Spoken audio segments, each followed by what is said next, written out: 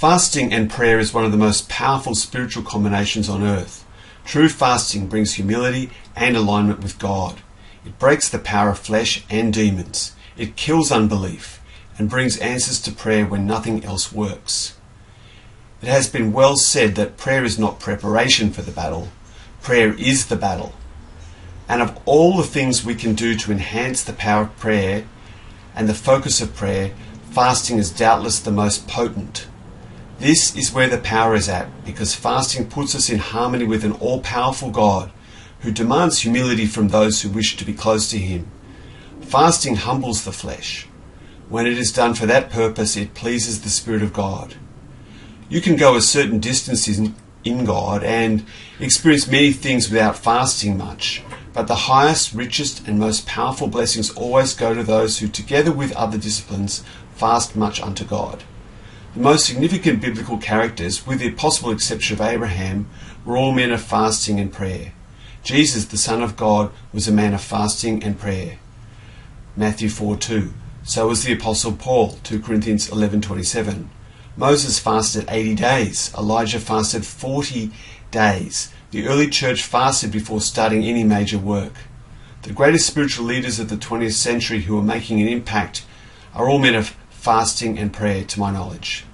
Anyone who started a significant spiritual movement in Christianity was, to the best of my knowledge, people like Luther, Wesley, Finney, Booth, they were all men of fasting. In our day, people like Reinhard Bonnke and Carlos Anaconda are all men of much fasting. If done right, fasting counts a lot with God. Fasting is not magic, nor does it twist the arm of God. God wants to do amazing things, many amazing things, but He looks for those willing to urgently make the corrections necessary to come into line with Him. God resists the proud but gives grace to the humble. Successful fasting is also the fastest way to learn patience. It takes patience and endurance to fast for more than a day. Many of God's tests come quicker to us when we fast, and we have a better opportunity to pass them. If we want to go far with God, we would have to face these tests anyway, but much later and in a more time-consuming and difficult way. We need to bite the bullet and embrace the correction God wants to apply to our souls. Fasting gives you God's focus for your life. It is a major key to hearing God's voice. The other is true worship. The two are related. We need focus from God more than anything.